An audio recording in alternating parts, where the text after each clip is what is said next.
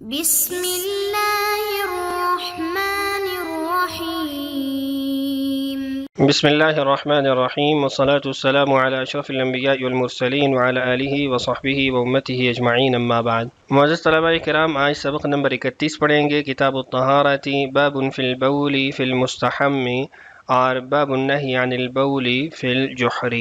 آج کی اس ویڈیو میں انشاءاللہ ہم ان دو ابواب کو پڑھنے والے ہیں۔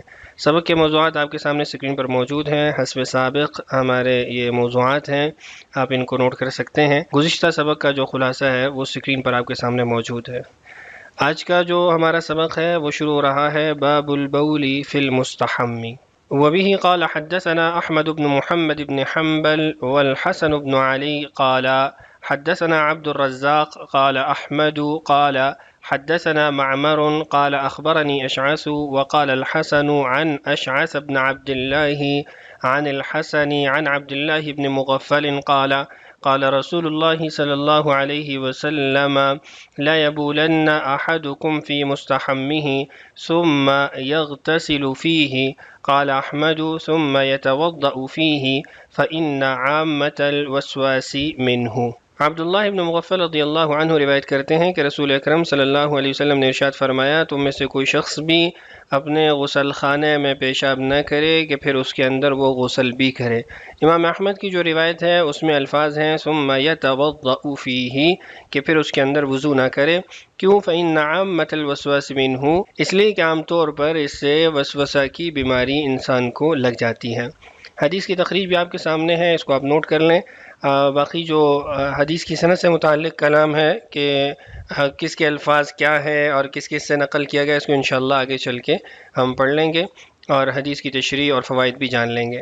دوسری روایت ہے وبه قال حدثنا احمد بن يونس قال حدثنا زهير عن داود بن عبد الله عن حميد الحميري وهو ابن عبد الرحمن قال لقيت رجلا صحب النبي صلى الله عليه وسلم كما صحبه أبو هريرة قال نهى رسول الله صلى الله عليه وسلم أن يمتشط أحدنا كل يوم او یبول فی مغتسلہ۔ حمید الحمیری ابن عبد الرحمن وہ کہتے ہیں کہ میں رسول اکرم صلی اللہ علیہ وسلم کے ایک ایسے صحابی سے ملا کہ جن کی صحبت سیدنا ابو ہریرہ کی طرح رسول اکرم صلی اللہ علیہ وسلم سے ثابت ہے اور اس قدر گہری اور طویل ہے۔ فرماتے ہیں کہ انہوں نے کہا کہ رسول اکرم صلی اللہ علیہ وسلم نے منع فرمایا کہ ہم میں سے کوئی آدمی وہ روزانہ کنگھی کرے یا پھر وہ اپنے غسل خانے میں پیشاب کرے۔ اس حدیث کی بھی تخریج موجود ہے۔ روات حدیث کا تعارف دیکھتے ہیں۔ حدثنا احمد بن محمد بن حنبل، سب سے پہلے راوی احمد بن محمد بن حنبل ہے، معروف ترین شخصیت ہے، ائمہ اربعہ میں شمار ہوتا ہے اور حافظ فقیہ حجت کے اقوال تعدیل کے ان کے بارے میں ائمہ نے کہے ہیں۔ احمد بن محمد بن حنبل کے تعارف بہت طویل ہے اور بڑے تفصیلی موضوع ہے۔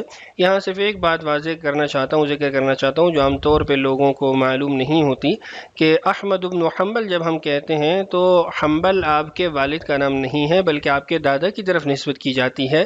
آپ کے والد کا نام محمد ہے، احمد بن محمد بن حنبل، شہرت آپ کی دادا کے نام کی نسبت سے ہوئی ہے۔ حسن بن علی ہیں، یہ بھی ثقۃ حافظ کے قول ہیں۔ ان دونوں نے امام ابو داؤد رحمہ اللہ کو روایت بتائی سنائی ہے۔ عبد الرزاق بن حمام بن نافع ہیں، ان کے بارے میں ثقۃ حافظ کے اقوال ہیں۔ یہ مصنف عبد الرزاق کے مصنف ہیں، آخری عمر میں ان کی بینائی چلی گئی تھی اور ان کو جو ہے حدیث کے یاد کرنے میں پھر تغیر پیدا ہو گیا، ان کی حدیثوں میں فرق آنے لگ گیا، ان کی تشیع کی طرف نسبت کی جاتی ہے۔ وقد روى احادیث فی الفضائل لم یتابع علیہا، کچھ انہوں نے فضائل میں ایسی روایات بیان کی ہیں جو کسی اور نے ذکر نہیں کی ہیں۔ فهذا اعظم ما ذموه من روایتی لهذه الاحادیث ولما رواه في مثالب غیرهم۔ ان کے اوپر جو سب سے بڑی جرح کی جاتی ہے وہ یہ ہے کہ انہوں نے فضائل میں جو احادیث بیان کی ہیں جن میں ان کی کوئی متابعت نہیں ہے اور جو دوسرے لوگوں کے بارے میں مثالب ذکر کیے ہیں، ان روایات کی وجہ سے ان پہ کلام کیا جاتا ہے۔ اس کے بعد اشعث بن عبداللہ ہیں، حسن بصری ہیں اور عبداللہ بن مغفل ہیں، یہ صحابی رسول ہیں رضی اللہ عنہ، اور اس کے بعد دوسری جو ہماری روایت ہے اس کے جو روات ہیں وہ بھی آپ کے سامنے موجود ہیں. احمد بن یونس ہیں ثقۃ حافظ، زہیر ہیں ثقۃ ثبت الا ان سماعه من ابی اسحاق باخر بعد الاختلاط.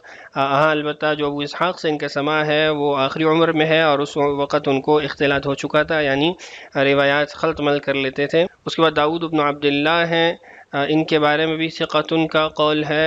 حمید ہیں الحمیری ابن عبد الرحمن، ان کے بارے میں بھی ثقۃ کا قول ہے. آگے کچھ لغت کے اعتبار سے وضاحتیں موجود ہیں. مستحم یہ اس میں مکان ہے، اس کا مادہ حا میم میم ہے اور اصل میں اس کا اطلاق اس جگہ پر ہوتا ہے جہاں گرم پانی سے غسل کیا جائے.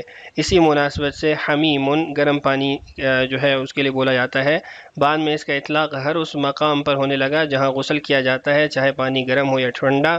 روایت طبرانی میں اس کو مغتسل کے لفظ سے بھی ادا کیا گیا ہے جو اسی معنی پر دلالت کرتا ہے، اور ہمارے اس باب کی دوسری روایت کے اندر بھی مغتسل کا ہی لفظ استعمال ہوا. اور پھر اس کے بعد آ گیا وسواس یا وسواس، دونوں طرح اس کو پڑھ سکتے ہیں. یہ مصدر ہے، اس کا مادہ وسوسہ ہے، ووسین ووسین، جس کے معنی میں ہے دل میں آہستہ آہستہ کوئی بات ڈالنا کہا جاتا ہے. وسوسہ یوسوس وسوستاً ووسواساً ووسواساً، فتحہ اور کسرہ دونوں کے ساتھ. اس کا اطلاق دو پہلوؤں پر ہوتا ہے. ایک حدیث نفس، یعنی وہ خیالات جو دل میں آئیں خواہ بے فائدہ ہوں یا نقصان دہ. اسم للشیطان، کیونکہ وہی اصل میں یہ وسوسے ڈالتا ہے. اس معنی میں یہ مضاف کی تقدیر پر ہوگا، یعنی فعل الوسواس من شر الوسواس الخناس. وہاں پہ بھی وسواس شیطان کے نام کے طور پر مفسرین کی ایک رائے کے مطابق استعمال ہوا ہے، تو یہاں پر بھی پھر فعل الوسواس یعنی شیطان کی وسوسہ اندازی، اور اس کا مفہوم یہ بنے گا فإن عامة فعل الوسواس منہ، کہ عام طور پہ جو وسوسے ڈالنے والا شیطان ہے اس کے وسوسوں کا جو عمل ہے وہ اس صورت میں ہوتا ہے. الامتشاط ہے، مصدر ہے باب افتعال سے، اصل مادہ میم شین طا ہے. اس کے معنی کنگھی کے ساتھ بالوں کو سنوارنا کہا جاتا ہے. مشط الشعر مشطن، یہ باب قتل اور باب ضربہ دونوں سے آتا ہے، یعنی مشط یمشط مشط یمشط، یعنی بالوں میں کنگھی کرنا. اور مشط مبالغہ کے لیے آتا ہے باب تفعیل سے، یعنی اہتمام اور کثرت کے ساتھ کنگھی کرنا.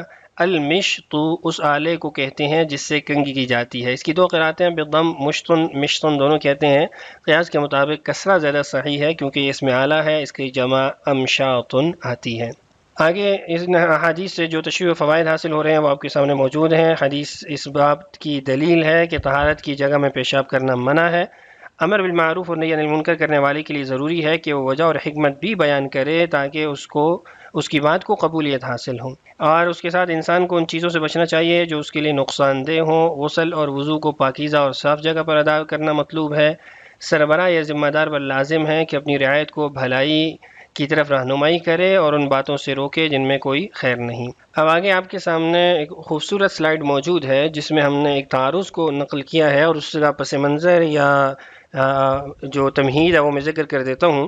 ہم نے حدیث کے اندر یہ پڑھا کہ رسول اکرم صلی اللہ علیہ وسلم نے منع فرمایا کہ یمتشط احدنا کل یوم، کہ ہم میں سے کوئی آدمی روزانہ کنگھی کرے. اب اس بارے میں ہمیں جو روایات ملتی ہیں وہ تقریباً 4 سے 5 ہیں. کسی میں آپ نے کنگھی روزانہ کرنے سے منع فرمایا، کہیں روزانہ کنگھی کرنے کا حکم ہے، کہیں پر ہے کہ آپ کثرت کے ساتھ کنگھی کرتے تھے، کہیں پہ ہے کہ آپ 2 مرتبہ کنگھی کرتے تھے، اور کہیں پہ یہ ہے کہ سادگی اختیار کرنی چاہیے. تو آپ کے سامنے ہم نے بالکل خوبصورت طریقے سے اور ایک خلاصے کی صورت میں ان تمام تر روایات، ان کے اشکال اور ان کے جو جوابات ہیں ان کو ذکر کر دیا ہے. دیکھیے، ایک روایت ہے کہ نہا عن الترجل الا غبا، آپ صلی اللہ علیہ وسلم نے منع فرمایا کنگھی کرنے سے الا یہ کہ کبھی کبھی کنگھی کی جائے، یعنی روزانہ کنگھی کرنے سے آپ نے منع فرمایا. اب اس سے کیا مراد ہے؟ تو اس سے مراد یہ ہے کہ عورتوں جیسی بناوٹ سے بچنا، کہ ہر وقت شیشے کے سامنے آدمی کھڑا ہو کے وہ کنگھی کرتا رہے، بال ہی سنوارتا رہے. مراد اس سے اعتدال میں لوگوں کو لانا تھا. دوسری روایت میں امرنی ان اترجل کل یوم، ابو قتادہ فرماتے ہیں کہ مجھے آپ نے حکم دیا کہ روزانہ کنگھی کروں. سنن نسائی کی روایت ہے، یہاں پہ تو روزانہ کنگھی کرنے کا حکم ہے. تو یہ اس کا جواب یہ ہے کہ گھنے بڑے بالوں والوں کے لیے خصوصیت ہے کہ جن کے بال بغیر کنگھی کے درست نہیں ہوتے، وہ بال گھنے ہیں یا گھنگریالے ہیں یا ان بالوں کو کنگھی کی ضرورت پڑتی ہے صفائی ستھرائی کے لیے، تو یہ ان کے لیے ہے.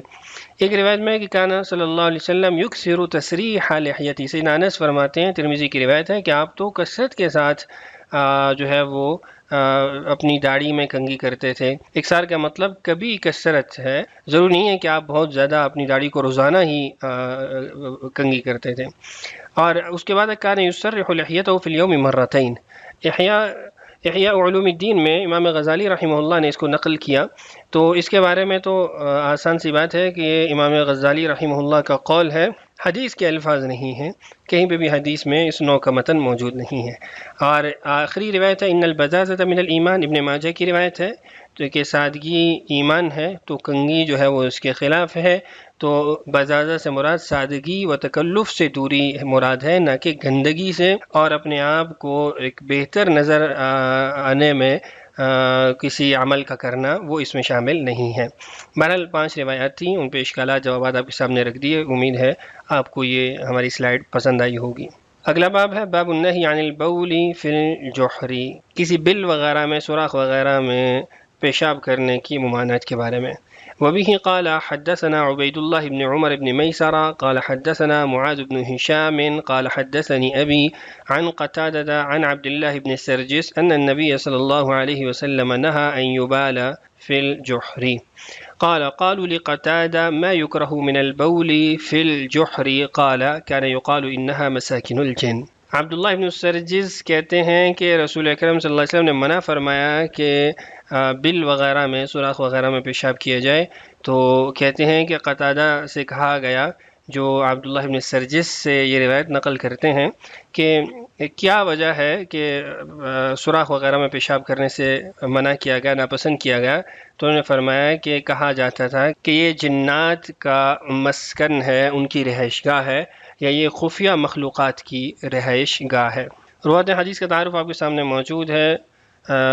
معاذ بن ہشام کا تعارف یہاں پر ہے، اور پھر ان کے والد ہشام بن ابی عبداللہ کا تعارف ہے۔ معاذ کے بارے میں مختلف قسم کے اقوال ہیں، صدوق ربما وہم، ابن معین سے منقول ہے صدوق ولیس بحجہ، ابن عدی کہتے ہیں ارجو انہ صدوق وربما یغلط، وقال حمید بمکہ لما قدم معاذ بن ہشام لا تسمعوا من هذا القدری، یہ قدری فرقے سے تعلق رکھتے ہیں، ان سے نہ سنا جائے۔ ان کے والد ہشام بن ابی عبداللہ، ان کے بارے میں ثقۃ ثبت ان کا قول ہے، وقد رمی بالقدر، فرقہ قدریہ کی طرف ان کی بھی نسبت کی گئی ہے۔ عن عبداللہ ابن سرجس، سین پہ فتحہ ہے، را جو ہے وہ ساکن ہے، اور جیم کے نیچے کسرہ ہے، صحابی رسول ہے۔ اس حدیث سے جو ہمیں فوائد حاصل ہوئے وہ جانوروں اور حشرات کے بل میں پیشاب کرنا مکروہ ہے، اگر ضرر یقینی ہو یا جاندار کو نقصان پہنچے تو حرام ہے۔ عقل مند کے لیے ضروری ہے کہ نقصان کے اندیشے والی چیز سے بچے۔ اس میں نبی اکرم صلی اللہ علیہ وسلم کی امت پر شفقت بھی معلوم ہوئی۔ ذمہ دار شخص پر لازم ہے کہ جماعت کو نفع کی باتوں کو حکم دے، نقصان دہ چیزوں سے روکے۔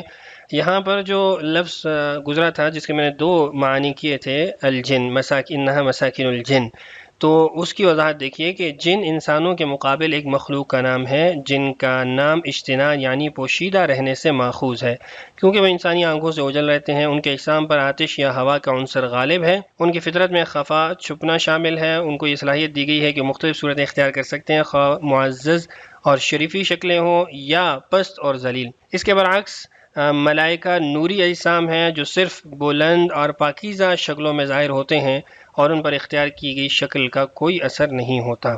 یہاں جو بات میں نے پہلے بھی ذکر کی کہ جن سے مراد یہاں پر کیا ہے، تو بدل المجہود میں شیخ خلیل احمد سہارنپوری رحمہ اللہ فرماتے ہیں کہ اس سے مراد جنات مخلوق نہیں ہیں، بلکہ اس سے مراد مخفی پوشیدہ رہنے والی مخلوقات ہیں، جس میں جنات بھی آ جائیں گے اور وہ حشرات بھی آ جائیں گے، جانور بھی آ جائیں گے جو بل کے اندر چھپے ہوتے ہیں۔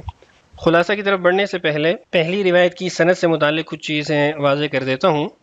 یہ سند حدیث دیکھیے، اس میں امام ابو داؤد رحمہ اللہ نے جو روایت نقل کی ہے وہ 2 راوی ہیں، 2 ان کے وہ شیوخ ہیں، ایک احمد بن حنبل ہیں اور دوسرے حسن بن علی ہیں۔ ان دونوں نے روایت نقل کی ہے عبد الرزاق سے۔ اب عبد الرزاق سے آگے کی جو سند ہے اس میں کچھ فرق ہے۔ امام احمد جو روایت امام ابو داؤد کو سنا رہے ہیں اس میں ہے کہ قال حدثنا معمر قال اخبرنی اشعث، جبکہ حسن بن علی نے جو امام ابو داود کو روایت سنائی ہے اس میں ہے عن اشعث بن عبد اللہ عن الحسن، آگے پھر وہ روایت جو ہے اکٹھی ہو جاتی ہے۔ اب اس میں کچھ فرق ہیں، ذرا ان کو دیکھیے۔ پہلا فرق یہ ہے کہ حدثنا معمر قال اخبرنی اشعث، اب نیچے آپ دیکھیں تو وہاں پہ معمر کا واسطہ نہیں ہے، حسن جو ہے وہ ڈائریکٹ اشعث بن عبداللہ سے اس کو نقل کر رہے ہیں۔ دوسرا فرق یہ ہے کہ امام احمد نے جو روایت نقل کی اس میں فرماتے ہیں قال حدثنا معمر قال اخبرنی اشعث، جبکہ نیچے جو حسن کی روایت ہے اس کی سند میں دیکھیں تو عن اشعث بن عبداللہ ہے، یعنی وہاں پہ عن ہے، عن روایت نقل ہوئی ہے اور اوپر اخبار کا صیغہ موجود ہے۔ تیسرا فرق یہ ہے کہ اخبرنی اشعث جو امام احمد کی روایت ہے اس میں اشعث وہ صرف ان کا نام ذکر کیا گیا، ان کے والد کی طرف ان کی نسبت موجود نہیں ہے، جبکہ نیچے عن اشعث بن عبداللہ ان کے والد کی طرف ان کی نسبت بھی موجود ہے۔ تو یہ فرق یہاں پہ واضح کرنا چاہ رہے ہیں امام ابو داود کہ ان کے دو استادوں نے جو ان کو روایت سنائی ہے تو اس میں سند میں کیا کیا فرق تھے، تو اس سے آپ اندازہ لگائیں کہ ائمہ نے حدیث کی حفاظت میں اور سند کی حفاظت میں کس قدر باریک بینی سے اور احتیاط سے کام لیا ہے۔ حدیث کا ہمارے آج کے سبق کا خلاصہ آپ کے سامنے اسکرین پر موجود ہے، آپ اس کو نوٹ کر لیں، اور آج کے جو ہمارے سبق کے سوالات ہیں وہ بھی آپ کے سامنے موجود ہیں۔ ان سوالات کے جوابات آپ نے کامنٹ سیکشن کے اندر دینے ہیں۔ اگلے سبق میں انشاءاللہ ہم لوگ باب ما یقول الرجل اذا خرج من الخلاء اس کو پڑھیں گے۔ اللہ تعالی ہم سب کا حامی و ناصر ہو۔ السلام علیکم ورحمۃ اللہ وبرکاتہ۔